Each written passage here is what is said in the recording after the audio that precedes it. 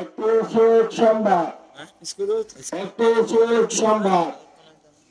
দক্ষিণ চট্টগ্রামের ঐতিহ্যবাহী দরবার চট্টগ্রাম সদগাছিয়া দরবার শরীফের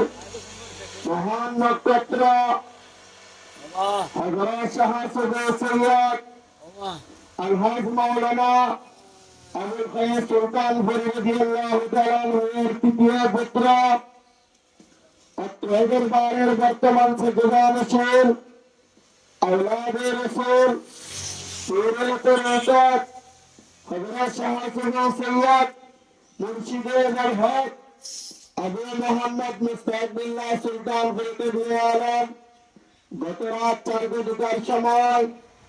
এই দুনিয়ার মায়া ত্যাগ করে মহান মালিকের দিদার নসিব করেন। ইন্না লিল্লাহি ওয়া ইন্না ইলাইহি রাজিউন।